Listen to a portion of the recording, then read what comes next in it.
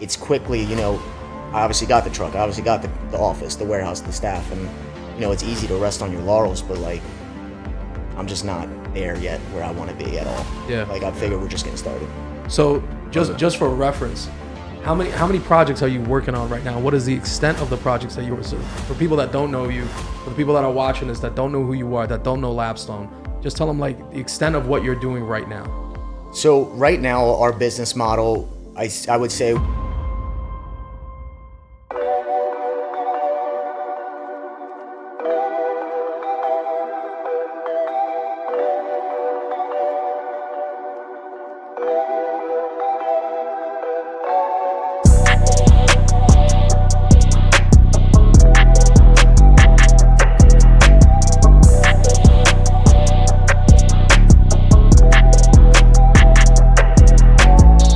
What is it about the car? What is it about the car thing? You just got a car background, your father? Yeah, my dad grew up with a lot of cars. He was kind of a hustler. In that regard. We lived down in North Philly, but we had a shop right next to where we lived. We used to house everything in there. So my dad always had like 7 or 8 cars at one time. Really? He was into all types of stuff, tuners, European muscle. We had a bunch, and then a bunch of bikes. So that's like the Philly in me. That's dope. What was like your favorite like genre of cars? Dude, it's so hard. My dad, and it really depends on the season, right? So like I'll go through it, and it's like that. Yeah, like trying to cop a M5 comp. Yeah. Well, maybe now I'm trying to cop a Grand National, like back in the day, Yeah. Or whatever, maybe like now I'm looking at like power wagons from like the '60s. Yeah. And I just want to throw like a diesel in there and just rock with it. Right? Yeah. And then obviously I got like some newer trucks too, but that's just where it comes from. I always was around cars. So. It's in the DNA. Yeah. Philly's about that, bro. Like that. Yeah. It really is about that car, like big time, especially bikes, bike culture too. Bikes, yeah. So like, Definitely the bikes for sure. Yeah. I got my first dirt bike when I was like 4 years old. So Wow. my dad got me a little 50cc, and then you just go through the ranks: 80cc, 125, 250, 450, and then when it was time to get on bikes when I was like a teenager, I had to learn on whatever he had. So like I learned how to drive a sports bike on a Busa, like a 1300. God, Yeah. damn. So like, bro, I still remember learning, and I was so scared that I kind of, I killed the battery because I kept letting the clutch out too early and it kept shutting off. Because I was that scared of the bike. Like we're talking like 1300 cc's. Like the thing is top speed 240 on the thing. Wow. Yeah, and it's just like my dad was like, "You gonna learn on that? I ain't buying you nothing else." So if you can learn on that, you can ride anything, and that's how I learned. Your father sounds like a G. He is. What kind of work did he do? So Like, what did he do? He was a union crane operator, during the day. And then he was just always had some type of flip or hustle going on, whether it was like flipping cars or, he wasn't ever really into like flipping houses, which, I kind of wish he was, obviously. Yeah. But, just always like a hustler, always had something on the side. But that crane operator money was good. He's making like $90 an hour, like operating cranes and stuff. So. And your mom? My mom, works for the government. She works for Lockheed Martin. So. Dope. She, sells military contracts to other countries and stuff. Dope. But same job, 25 years. She's now like a partner in the company. Started off like filing papers. And then you get into development in Philly. Yeah, that's a long story. How did that? Yeah, I got to get into that. But first, I want to introduce you. Yes, sir. So there's a lot of people in the South Jersey Philly game when it comes to renos, development. There's a lot of players. When you walk through or when you look at somebody's work, what you're really seeing is that person. You're seeing a reflection of that person, like physically through their work. I started following Lapstone like 2 years ago. Yeah. I think about like 2 years ago. Yeah. And I'm looking through this guy's work and I'm like, this guy's a fucking pro. Like he's an actual professional. This guy gives a shit about his work. I need to know this guy. And that shout out to social media for being able to do that. Seriously. And then walking your projects, like actually walking your projects, man, the level of detail is insane. That. So today we got an amazing guest with us. My man, Justin Mendez. We're happy to have you, Welcome brother. to the show, brother. Yeah, Thank I wanted you, to give you It's the a best blessing. intro that I could give you, bro. Yeah, I all right? appreciate that. We're very, very happy to have you, all right? Thank you. So man.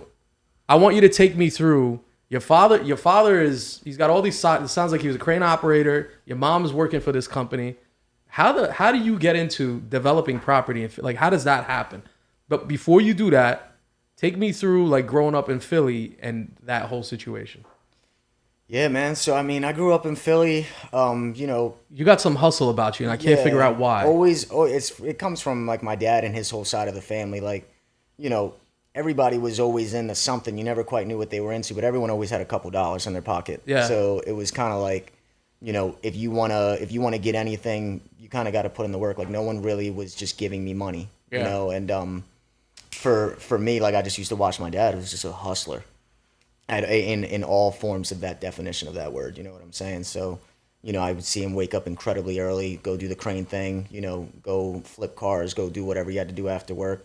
He was never coming home till like, you know, 9 o'clock. I never saw him pretty much. Yeah. But what I admired and what I, you know, as an adult now is like, you know, before they split, my parents, we always had food, we always had nice clothes, always had, you know, kind of the better of everything, but still like living in the hood a little bit. So I call it like the best of both worlds. Yeah. Like you kind of get the like what the galvanization of like living in low income would be like, but Yeah. then you know what nice things are. Yeah. So that's kind of like the perfect recipe to like build a hustler. Yes. And it's like you can see what's attainable, but you know you're not there. Yeah. But you kind of just need to walk the You're, steps. you're close enough to see it, to feel it. Exactly. Yeah. And I had a similar situation, very yeah. similar. But go ahead, It's keep like, going. I wouldn't tell anybody I grew up, you know, like wealthy, definitely not. But one thing that really helped mold me to like development was actually by an accident. Like I went to school, I went to private boarding school in high school. My mom kind of sent me away from the city. She didn't know what to do with me. Yeah. Because you know I had older brothers who were getting in trouble, and you know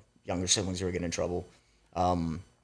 And I was gonna be an economics like dude, like working in an office somewhere. I quickly realized that was not for me. So, you know, like even in college, I played soccer, so you know the commitment of sports. Like I never could really have a job, so I was flipping whatever on eBay. I was flipping car parts. I was doing like random house jobs on the side just to get a few dollars in my pocket. Yeah. During college, and then you know you graduated. You start to like think like all your friends are going, you know, to work for JP Morgan or whatever it may be. And I just knew right away. I took a job right out of college helping someone in Hainesport, New Jersey, like just be a laborer, bro. Yeah. Like I still remember my first day in construction. I like loaded 400 2x4s out the truck, and that was like my whole day. Wow. You know what I'm saying? He was just like, go ahead and do that. And this is like someone with a college degree. Like how humble could you be? Yeah. You know, I was like, I'm just trying to like get a few dollars in my pocket. I don't know what's next, but let me always have a few dollars in my Trying to pocket. figure it out. Yeah. Yeah. You know, you fast forward a little bit, that guy was like a one-man show. I ended up working for him for 2 years, and I learned how to do every single thing. Like I built houses with this guy, just me and him. It would Wow. take us like 8 months. Yeah. I dug the foundations, you know, I poured that concrete myself, like wheelbarrowed it. And he's a little older guy, and I would say like I learned more on what not to do, like running a business, than what to do. You know, so I knew how to do the work. Yeah, give me an example. Yeah, but like he was an older guy, you know, truck always in disarray, everything unorganized, couldn't really get back to estimates. Like we were always busy, but I was like, this guy like does good work. Like, why is he not successful? Yeah. You know, and I would always get in his truck and I'd be like, yo, like this work is beautiful. Like Yeah. we're doing great work. Like, why do we not have more employees, more trucks, more, you know, opportunities? And he just wasn't. So you were already thinking like a business owner at that Yeah. time, even as an employee. Oh, always, man. And that comes from like way, you know, as me as a child, like always thinking about that. And then I realized like this guy, you know, he's comfortable, right? You know, has me working. And he actually realized like how savvy I was kind of business wise, and he tried to like offer me a partnership in his like failing business. But like, you know, I told him no, and then we kind of parted ways, and Yeah. his business shut down shortly after that. But it wasn't for like lack of craft, you know. And some people think that that's the only thing you need. Like, there's so many other things you need to run a business. Absolutely. Yeah, which I'm sure you know too. Very Yeah. interesting. Yeah, It wasn't for a lack of craft. It wasn't for a lack of his ability that his business shut down. Yeah. It was for everything else. literally everything else that you need to run a He business. wasn't building a business. No, He was a man. tradesman.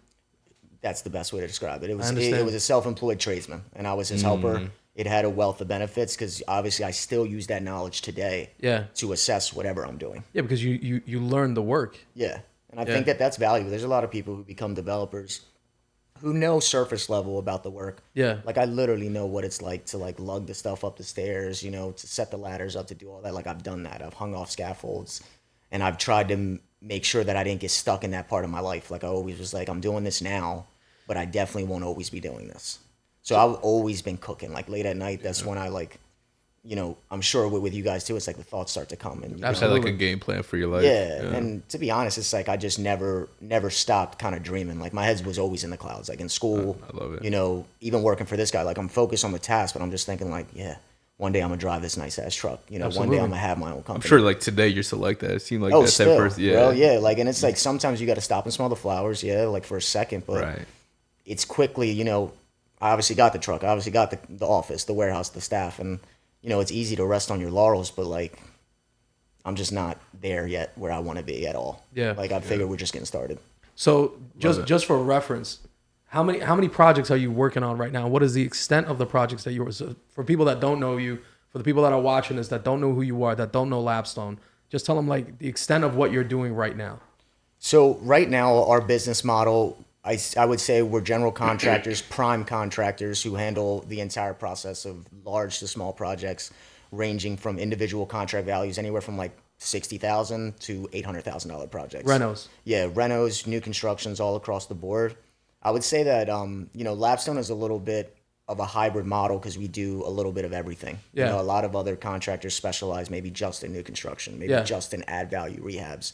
My project mix, like I said, is anywhere from $60,000 to $800,000, and I still take a lot of small jobs, mainly because what a lot of people maybe not understand about construction is like you kind of get paid slow, so you got to have a mix of like small, big, medium jobs. Yeah, to keep the so money. that you can keep the pipeline and keep the cash flow. Yeah. Construction is like a variable cost business, so as you grow, your costs grow. Yeah. And it's something that is very hard to manage. You know, if I take on more projects, I need more material, more subs, more workers. Yeah. It's not so easy where like maybe in a different setting, a different business, you can really grow and keep your fixed costs the same. Yeah. I can't do that. So you got to be really careful. Now, when it comes to like small versus large projects, is it based off like the season of the year? Like over winter time is smaller projects, or does it fluctuate no matter what? I would say it pretty much I wouldn't say it's seasonal. I would say it really depends on what I'm willing to take on at that point. I've gotten to a point now where I don't need to take every job. So like I'm really assessing the client, and that's kind of my main thing I've been learning recently is it's really the client. I think a lot of people in contracting and just that relationship between investor and contractor, they don't look at it as a partnership, and you should. Yeah. You know, this person is responsible to pay you when, you know, you complete a certain amount of work, Yeah. and you're responsible to deliver that work to that person in a professional manner. Yeah. I almost say it's like getting married to somebody for, you know, sometimes some of my projects take 15 months, and I got to be, you know, I got to be on point with that person. I have to provide a certain level of service, and I want to make sure that they can do that for me too. So it's like setting proper expectations up front. Oh my Very God, important. it's crucial, dude. Yeah. Like you would think, and you know, real estate, we got a lot of smart people in the industry, but you would think that people read what you send them. They don't read shit. They don't. And then when it comes, you know, to an issue on the site, and you have to literally become a third grade teacher, you have to figure out how to do that in like a respectful way. But like in reality, it's like, bro, like read the estimate. It's not on there. Like, like I use one of these analogies, and I think people, it's like a light bulb goes off. I'm like, dude, so you're at Walmart, you're at the register. Like the person who ticks your receipt, she's not letting you walk out with a stick of gum for free. Yeah. Like why should I? Yeah.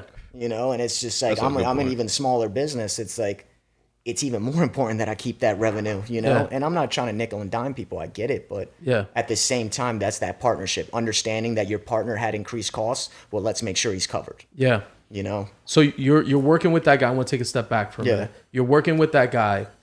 You meet this guy. You come out of college, and then you go and do like basic labor shit. Like you just put your pride aside.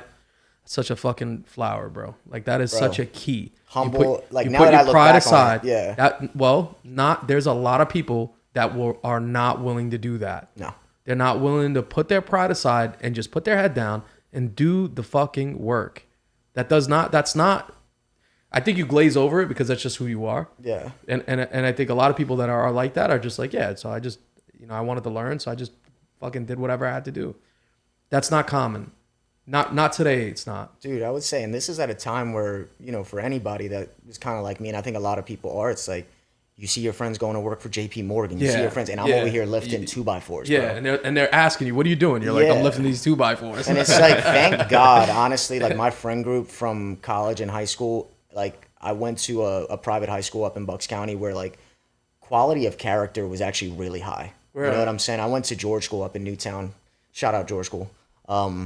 Shout out George School. But yeah, man, it's just quality of character. Like you learn, it's not all about money all the time. Right. Coming from, the city, people like to think it's hustle bustle, and it is. You Yeah. need to put hustle in.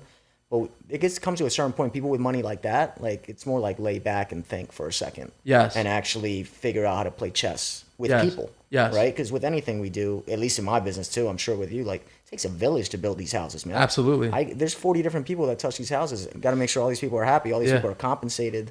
All these people are performing their job. Like I learned how to do that at that school. Like Yeah. it was at a very young age, like thinking like it takes a village to really do something. What was the name of the school? Is George It School? was called George School. So it's a private Quaker school. I think opened up in like the 1700s or something like that. But like Interesting. Warren Buffett's like nephew or niece went there. Wow. A little Oh, bit wow. before I did, and he actually donated $1 bajillion for the state of the art library that they have there. But it's a school that has students from like 45 different countries. It's an international school. So Shout out to your parents for knowing to send you there. and that's the thing. My mom and dad had me when they were really young, so like 20 years old. Like she didn't know much, but she was like, let me just put them in a place where I can, almost let people who do know what to do with a kid like this try and execute. I feel like maybe I get that from her, like it's like willing to understand that I don't know what I'm doing, but let me just try and position myself in a way to reap some type of benefit. Sure. I love that. Yeah, like my mom's like shout out moms too. Yeah. Especially because like me and her and my dad broke up when I was like 9, so it was really like single mother stuff because I went to live with my mom for a while. So, we were shacked up at grandma's house literally till I graduated high school, and then my mom was able to get her own place. But she used to sleep with my sister in a twin bed to send me to George School because it was like I had a full scholarship kind of, but she still had to pay a little bit of expenses. So the tuition there was like $50,000 for high school. And I was paying like maybe like $5,000, but for her that was like a lot of money to pull together. So yeah, like my sister was like 5 years younger than me. She's like 12 years old, and a grown woman sleeping in a twin bed. Wow. She sent my sister to Abington Friends, which is another Quaker school. That was another $5,000. So your mom was living in that situation, but she was finding a way to put you guys in an educational place. Yeah, and Interesting. like it was very interesting. It's something that to this day, obviously, I feel indebted to her, and I want to make it up to her. Yeah. She doesn't expect anything because that's what mothers do. That's what good mothers do. That's what good mothers You do. know what I'm saying? Yeah. Shout out to all the great moms out there. Honestly, it's very underrated. I will Yeah, say for everyone loves to shout out moms, but like when you really think about it, like, and I'm not a parent yet. I know you are, but like that feeling of I'm gonna do whatever it takes.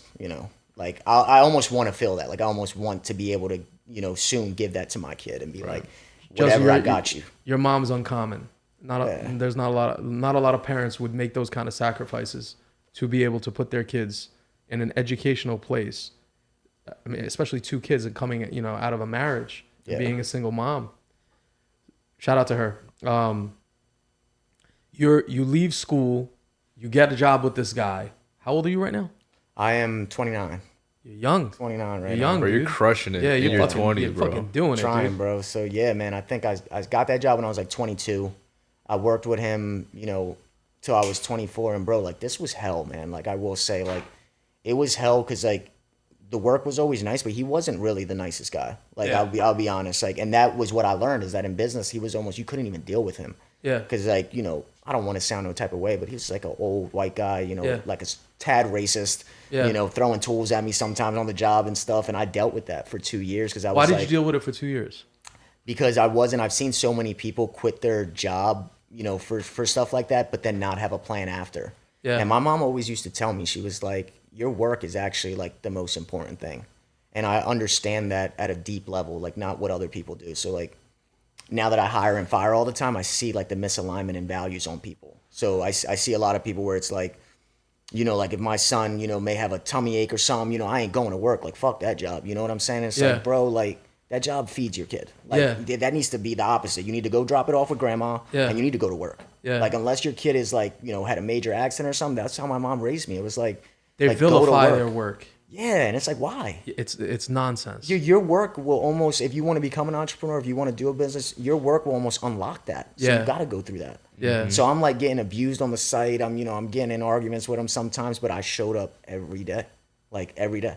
Because Good you for you, man. had a bigger plan for yourself. I had a bigger That's plan, why. and I knew I was just cooking, and it was just taking some time.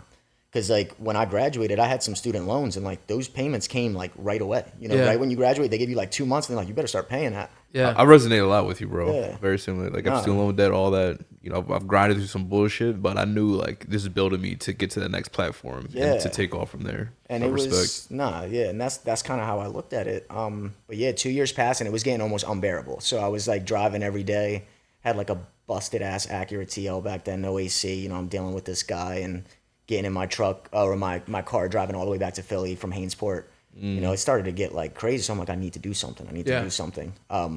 So I started Lapstone, like right then and there. Right after that. Yeah. Didn't even have no truck, no employees, no nothing. I still remember like kind of getting small jobs and getting my name out there and strapping sheets of sheetrock to my Acura. Like no shame. You know what I'm saying? Waiting till the client would like leave the house to pull up in my like car and then get everything out and then go park it somewhere else. Wow. So that they didn't really know that I was just a kid, like literally with a Acura, no AC, no nothing, sheetrock strapped to the top, all my tools in my trunk next to my 2 subs. That joke was squad. That shit was squad. You were doing this in an Acura TL? Yeah, when I first started for like what the year? first year. What year TL? I'll never forget it. 06 TL gray. I love that car. It was 6-speed. Yeah, I wish I could buy it again. Oh, honestly. that's lit. Like just for the memories, I wish I could buy it. Was again. it a Type S or what? Nah, I wish. Yeah, I was no, but you know, like I had all the Type S lips and stuff. There you go. Yeah, like, the body kit Type S, yo. Yeah, bro. And that thing got me through college, and it's, you know, started it with Lapstone. So I used to take like small jobs, work by myself, but I really always like wanted it to be bigger, so I really treated it like that from the beginning. And people looked at me like I was crazy, you know. And it was like, you know, I wanted to get a CRM together when I only had one job. I wanted to get like my back office together when I only had one job. People were like, "What are you doing?" I'm like, "It's not always gonna be like this." So like when a flood of work comes in, you want to be ready. Sure. And so I was like, it may not be now, but I will need this CRM, you know, and I do need it now. Yeah. You know? Yeah. When you showed us your business, man, like you're super organized with all your systems, as you have to be for sure. But it's interesting to hear like your first job, you started that way. Was it because of that role you were playing before? Like how disorganized that previous employer was? Yeah, I think I saw what I saw with him was like metaphorical money, like leaking out of his truck, leaking out of his orifices, and I'm like, dude, you need to plug some of these motherfucking holes, bleeding bro. money out of every pocket. Like that's what I saw. I saw lost revenue, and I'm like, yeah, that's not happening. Like when I start my thing. Dope, man. Dope. So yeah, I mean, you got to be super organized, and I'm in an industry where there's a lot of like old heads, right? Yeah. And they're still pen and paper. So like you could be pen and paper and still make a lot of money. There's a lot of guys I look up to, but I think I have a competitive edge. I treat construction almost like it's data driven. Like I look at a lot of numbers and it helps me make decisions. That's what you gain my interest with that. Like I remember walking your project and thinking this guy knows what he's doing. Then we started talking about your process. And after you started talking about your process, I was like, yeah, this is somebody I want to work with. Just based on how you were looking at things. Like for example, the way you systemized like your subs, your CRM, your Monday boards, your stairs are wrapped and then they're nailed down so that the treads don't get damaged and before they get stained and finished. Those are small, very small details, minute details, but they add up. They're costs. That one detail you just mentioned, I mean, if you That's don't, a fucking brand new set of stairs, it could man. be $3,000 in lost work when you have to resand them down to the bones and redo them. And it's like all those little holes that are leaking, like you gotta plug that. You know what I'm saying? But you plug them. It's not that you plug them. You identify them early and then you prepared for them, so you don't have to plug them. Very smart. True. That's what I saw. And it's like, like off the production line, my ship doesn't have any holes. At least, you know. You minimize the holes. Yeah, I'm trying. You know what I'm saying? Like, you know, in the choppy seas, will I get one here and there? Yeah. But like, I'll plug it real quick. You know, like, that's something that we do a lot at Lapstone. It's like, I call it like, construction is basically very simplified. It's 2 phases. It's just planning and execution. Yeah. You don't, at a surface level, you don't have to think about it too deeper than that. But the execution phase is the most expensive phase, right? When you have guys on site, when you have material flying around, when you have saws buzzing, all that stuff. The planning phase is low cost. You know, you have to pay someone hourly to make the plan, you know, to help put everything together. But would you rather use, you know, on a mistake, would you rather use an eraser or would you rather use a sledgehammer? Like, which one's cheaper? Right. So for us, it's like I see a lot of people in this game who are almost proud to sign at the closing table and have their demo crew like at the house ready to go. Yeah, the demo. No planning. And the demo happens quick, and then the house sits for 3 weeks, and they don't tell you that. Yeah. Like while they're trying to figure everything out. Yeah. Everything is like, oh, I'm at the closing table. Look, guys already at the demo thing. Yeah. Like I tell people, it's like, I'll get to the closing table. There will be no one at that site for 2 weeks. Yeah. And it's because my whole staff is planning intensely. I know the vanity colored knobs before I even step on site. I love it. And it's like, fucking that's love the planning, because I can use an eraser. I you love know? it. I can do it that way.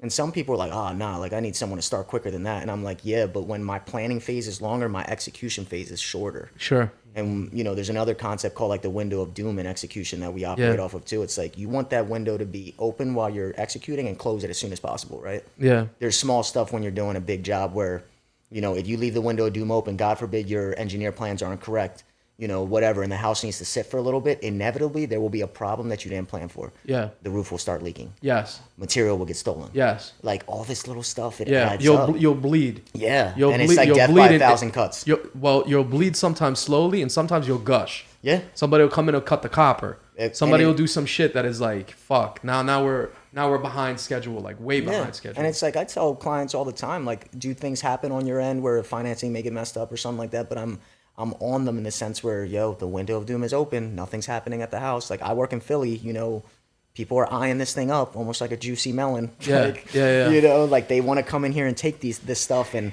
Yeah. you know, we try and make sure that obviously doesn't happen. But the window of doom, man, I've learned so much about that.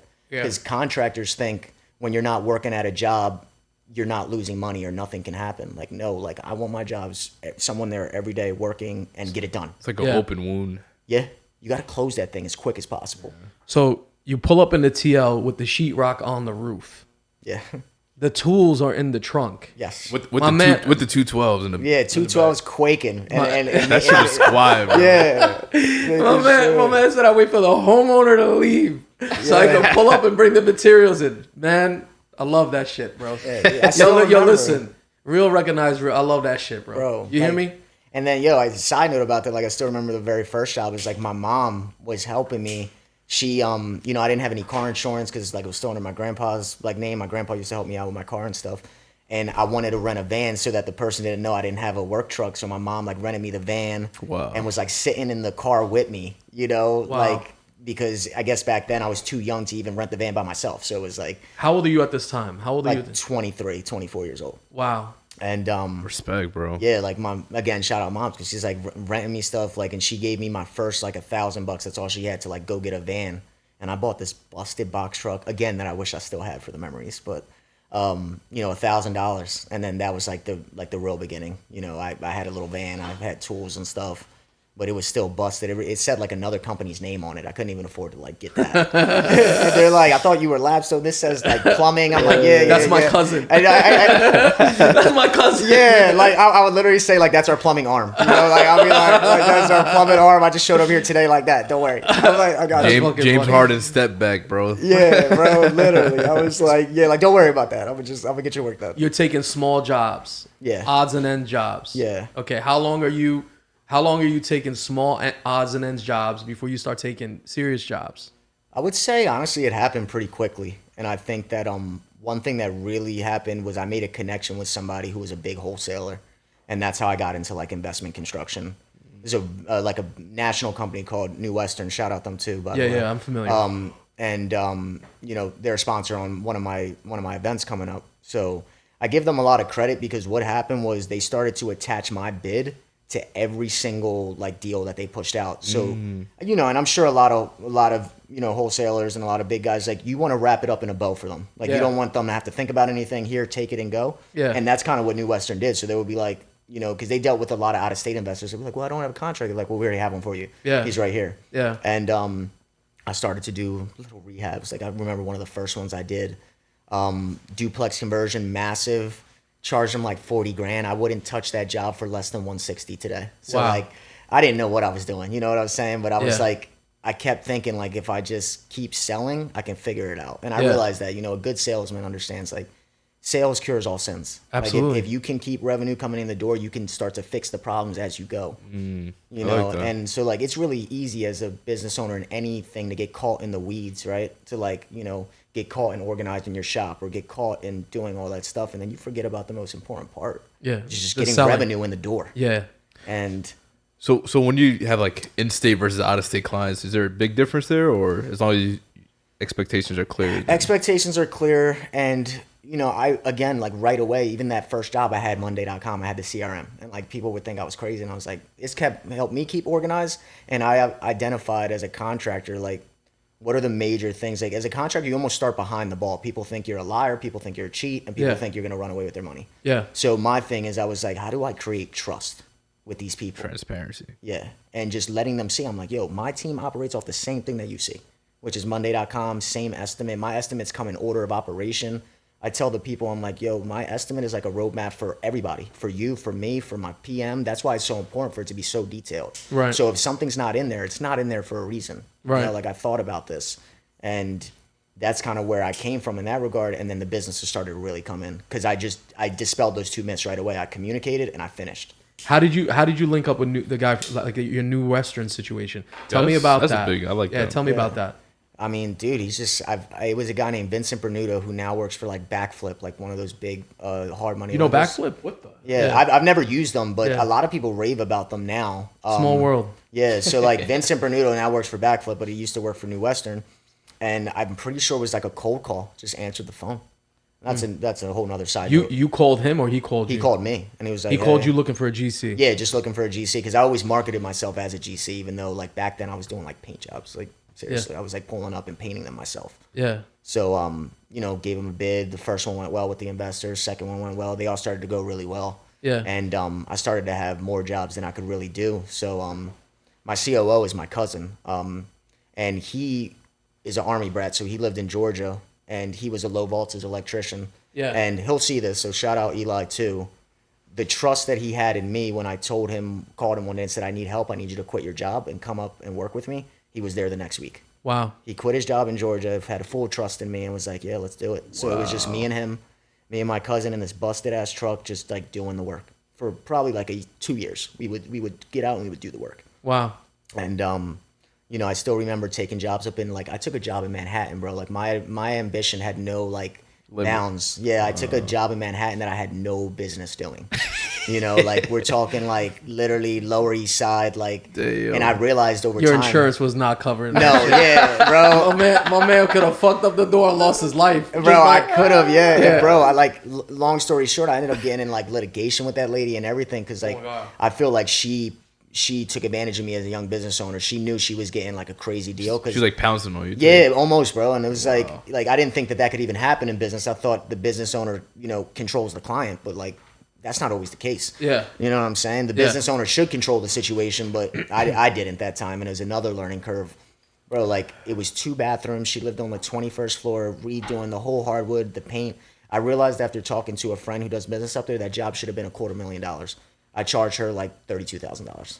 Wow. Whoa. Quickly realized that I was going to lose my entire business up there, but I'm like living in or renting Airbnbs in Hoboken for me and Eli to stay, driving through the tunnel, didn't know anything about the traffic, didn't know anything about the parking, and seeing the dollars go out the door. Like, Yeah. You know, one of my friends in New York says like, when you're a contractor in New York, you start the day 2,000 down. Yeah. You know, like just from parking tickets, from Yeah, all the bullshit that comes along with being in the city. you start the day like 2,000 down. It's So a you different, gotta. it's a different world, bro. Oh my goodness, and it's something that now I want to go back and conquer eventually, just because of that Oh, situation. I love it. Yeah. I love And it. I will be back there, you know, but I still don't feel that I'm ready. See, like a good challenge. Yeah. Oh my Yeah, God, New York real estate is a completely different thing. It's a monster. You're dealing with different types of people. I'm from Brooklyn. Mm-hmm. I'm a New Yorker. It's just a different environment. The costs are different. The logistics of getting to the job, like you said, completely different. Crazy, man. You know, like just getting the materials to the site. That's what I realized that right there is like a whole 4 days. I'm over here chopping sheets of sheetrock in half to fit it in the service elevator. Yeah. Dealing with like a superintendent. I don't even know what the fuck a superintendent is. Yeah. You know what I'm saying? And Yeah. he's up my ass about keeping shit clean, keeping this and doing all that. And like, dude, I probably could have flooded that whole building. I'm up there cutting plumbing and everything. I didn't know about water shutdowns or nothing. What the in New hell? York. Oh, that's And cool. I'm just trying it because I'm like, Just like year 1 into the business, or you're like about 2 years in. Yeah. bro. Wow. So I'm like, I used to have like some online marketing where like she reached out to me, and you know, I had my service radius set to like 200 miles around Philly. And I'm like, I want business and I want it now. So I was like doing, bro, I was doing like jobs in like Jersey City. I would drive up there 4 o'clock in the morning, go paint someone's house, myself, come back every day and stuff. Cause I just wanted that business. I understood like really early, you need dollars in the door. Yeah. Quickly. So that's where your grit really comes from. Yeah, dude. Pulling up at 4 a.m. to paint a house. Yeah.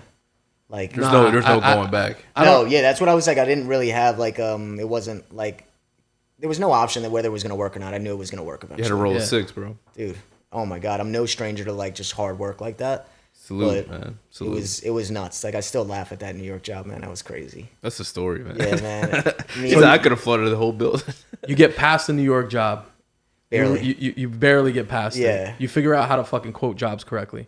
After that, you probably figured out how to quote. I mean, I still to this day, like, I mean, the first 3 years, like before we started, it was like, I didn't make a fucking nickel, bro. And it was like, How many years were you doing this where you weren't making any fucking money? Like, honestly, not making money. Honestly. Construction's a tough business. People don't understand. They think all contractors are making $1 million.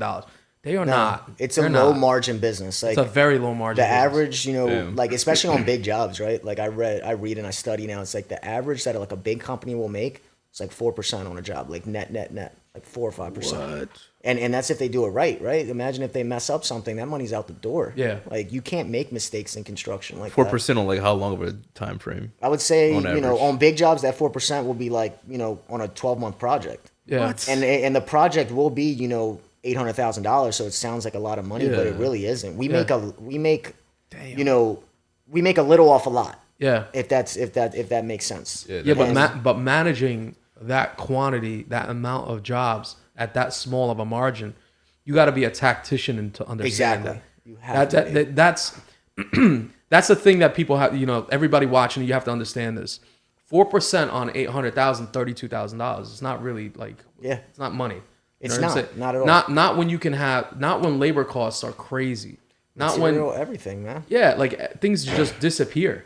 Money just disappears. That's one mistake away from making nothing. You know what I'm saying? That's an HVAC problem. That's what I'm saying right you know there. What I'm saying? Like I could tell you where the money was. Like that's you got a roof problem. You know what I mean? Like you got a roof, a kitchen got some bullshit. And a leak it'll happen. And we talked leak. about the window of doom, right? Especially if you leave your job open to the window of doom, that money's gonna go. Yeah. But can you describe more like what do you call a window of doom? Yeah, so like what I call the window of doom is like literally when you think about it in a basic way, it's like leaving a window open in a house when it's raining. Like there's gonna be damage. Yeah. There's gonna be a bird could fly through that window and make a dent in your drywall. It sounds trivial, but it talks about those problems. Like the window of doom, you leave it open, you will pay. Yeah. Things happen. A way that I would explain it to, I think that's an amazing term, by the way. A way that I would explain it to is once you take ownership of a property, you're exposed. And that's your window of doom. It is. You're exposed. Right. So once you take ownership of a property, you have like a window that you need to execute your shit, or you're gonna have a fucking problem. Yep. And the longer that window stays open, the more likely you're gonna run into problems. Like when you said window of doom, that hit home to me. Yeah. Because the longer that project goes out, the more fucking problems you're gonna get calls about. You want to button that bitch up and get it done. That's it. And I want to just differentiate. That's different than rushing over there after closing. No. My thing that I tell people is like the window of doom only applies to the execution phase of construction. Yeah. We start ripping things apart. Yeah. Yeah, when you start ripping stuff apart. So like the planning phase for us, they're like, wait, you need 3 weeks just to plan the job? I'm like, trust me, this is going to go so smoothly. Yeah. We'll be in and out of here before you even It's know like a it. scalpel. Yeah. Almost like a surgeon. Like, you got to be willing to take a second. That's a big difference there. Yeah. In the restaurant industry, it's like pre-prep. Like you're doing prep every night to prepare for the next day. Yep. It's like imagine prepping a whole restaurant for food that following day at that day. It's impossible. It's impossible. And shit's gonna fall off the wagon, and it's gonna end up being a major really mess. difficult. Really difficult. Major mess, man. So, I just think that that's something that a lot of people kind of gloss over. Is like just being like a planner and the tactician it takes to be in business. Where did you learn to plan and to be that tactician? Where did you pick that up? Honestly, I think when you start to feel the consequences of your mistakes, like in business. So like, I wouldn't make any money. There was times where, I would take these crazy like merchant cash advances where I didn't really learn about money, and I tell people a lot in my experience, like even though I didn't go to school for this, like I paid my tuition, trust me. Like I paid for my education. So, you know, as a young business owner, like something that is a problem is like access to capital, right? Like, like you need money to make this, it's like the fuel to your business. So I took it at whatever, you know, I took it at loan shark level, you know, where I would have to pay these guys back in 8 months, $30,000 on 100,000, you know, and that'll back you into a corner and force you to figure stuff out. Yeah. So everything is like merchant cash advances, bro. I would never recommend them. Yeah. But they, instead of destroying me like they do a lot of businesses, it backed me into a corner. It's like I need to make more money. Yeah. I have a question for both of you guys. Risk tolerance, you think that's a nature versus or nurture thing? Oh, that's a good question. That's a very good question. Risk tolerance? Yeah. I think that the way that you grow up in life dictates what you're willing to put up with. And I think sometimes when you grow up in a situation where you're insulated, risk is like the last thing that you want to, like you think that you shouldn't have to take on risk in certain cases. But I think if you grow up in a situation where you see that things have to be done, it builds a fire in you. Yeah. You know what I mean? And that fire, you gotta figure that out. You gotta figure out how to get to the bag, bro. Like it's just what it is. Period. Like I don't think he's a hustler because he went to go paint houses. I think there's more to that. Yeah, you know what I'm saying? There's a backstory to that, of course, bro. Like if your mom is raising 2 kids and she's sleeping in a bed, and you see that as a child, and you're sensitive to that, if you're paying attention to that, that has a fucking lasting impact, bro. I mean, just to harp on it more, I think it does. I think I look at it as 2 ways. It's like, I guess to answer the question shortly, it's like it is nurture a little bit by the environment that you grew up in. Yeah. So for us, it's like a lot of other people may look at risk in 2 ways. They look at minimizing risk and then they look at upside risk. So for me, I never look at minimizing risk. And that may be one of my where I look for a lot of my partners to be the opposite so that they can cover me. Because I'm the dreamer. I'm the one who thinks the world is at our fingertips. I'm willing to push my chips to the center of the table because I never had it. It's like a double-edged sword. Yeah, you're playing with house money. Yeah, I'm playing with house money. I'm like, God, I'm alive today, so like, we're gonna do it. You know, and I have a lot of partners who are like, yo, slow down. Yeah. And these people come from a place where they had something, so they're looking to minimize risk. They want to keep what they have. Yeah. It's like a healthy balance. Yeah, I had nothing to keep, so it's like I'm looking at the stars and the moon. Yeah, I'm like, we're going up. And I think that that's important when you think about risk. It's like like you said, a double-edged sword. It's downside and upside. There's 2 ways to look at it. I like that. That's a really good way to put it. Yeah. Downside and upside. Talk about your partnerships. Yeah, I mean, I got a lot of good partners. I think that's something that I've always been pretty decent at, I will say. Just because I was always willing to like risk it, figure out that they weren't good, and then just kind of cancel it, you know, come to an amicable terms. Like I'm always willing to try, and then I realize quickly whether it's going to work or not. But as far as my successful partnerships, I think they come from like, I played a lot of sports growing up. I was always kind of like the captain of the team or whatever. I think I've been like a natural leader at putting people together, figuring out where people fit in a bigger picture. So a lot of my partners, like I said, I look at them to cover me where I'm not good. That's like my first thing when I look at a partner is like, for me, man, like, you know, I'm not great with money, and I'll admit it. You know, I'm great at bringing it through the door. Managing money is something that I have partners for, that I have a whole accounting staff for now. And once you get to that point in business, like my business has skyrocketed. Like I know fills in that gap, so to speak. Man. Like, I mean, I just didn't know, you know, about, you know, even stuff like accounts receivable, like stuff like that. Like I had people that owed me millions of dollars. I didn't even wasn't even going after them. Millions, bro. Wow. Like when my accounting department joined, I had accounts receivable by like $4.5 million. Like some of those jobs are like obviously active, but maybe I wasn't billing on time. I was too stuck in like the operational part.